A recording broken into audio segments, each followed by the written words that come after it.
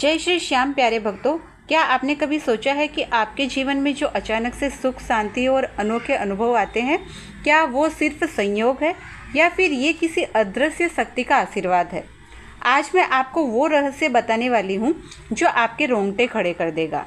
अगर आपके साथ ये 8 संकेत घटित हो चुके हैं तो समझ लीजिए खाटू वाले बाबा श्याम ने आपके जीवन की बागडोर अपने हाथ में ले ली है।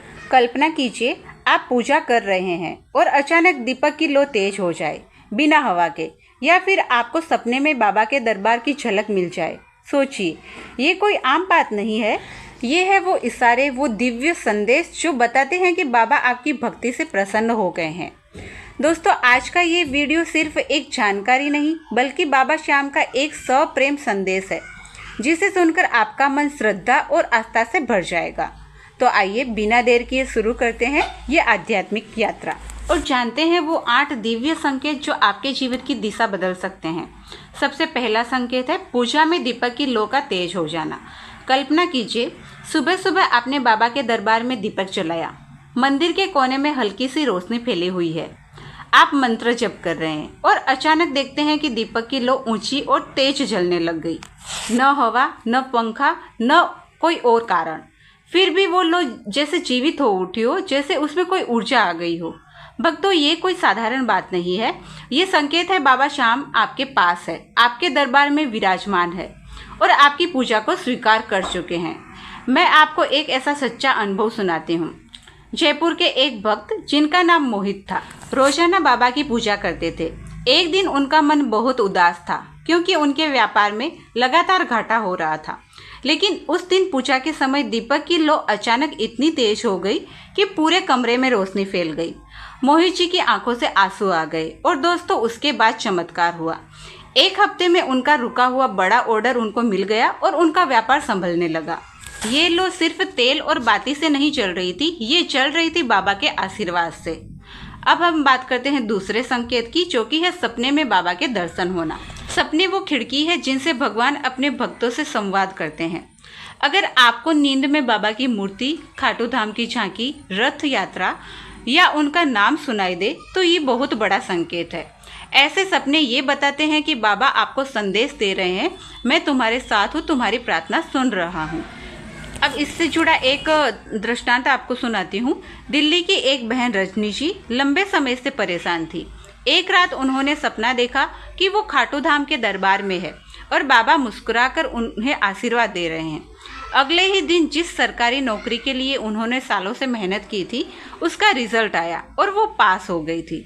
भक्तों, ये कोई कल्पना नहीं, ये है बाबा का अपने भक्तों तक पहुंचने का तरीका। तीसरा संकेत है जो कि कई भक्तों के साथ उन्होंने अनुभव किया होगा, वो है बिना कारण मन में संतोष और शांति का अनुभव होना। आपके जीवन में परेशानियां हो, मुश्किलें हो, लेकिन फिर भी दिल में भीतर एक अजीब सी शांति बनी रहे, ये सिर्फ बाबा की कृपा से संभव है।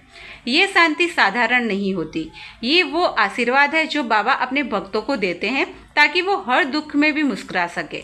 गुजरात के एक भाई ने मुझे बताया कि जब उनका बिजनेस बंद हो गया तो भी उनके मन में कोई डर या घबराहट नहीं थी।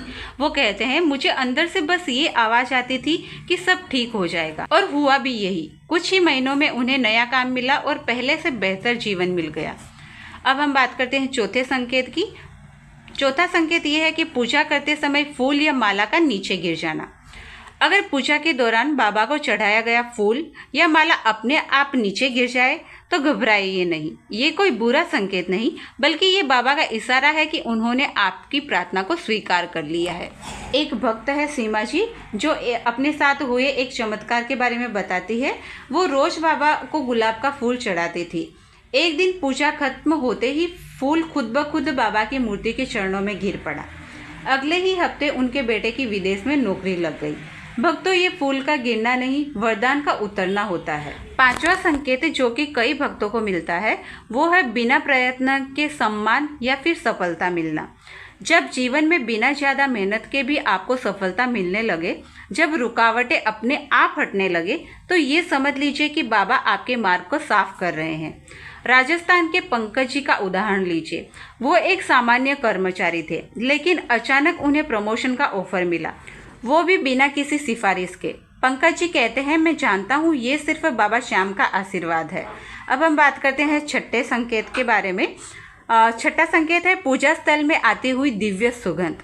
अगर बिना इत्र, अगरबत्ती या फूल के आपके पूजा स्थल पर मीठी दिव्य सुगंध फैलने लगे तो ये सबसे दुर्लभ संकेत है। ऐसा तभी होता है जब बाबा आपके आसपास होते हैं।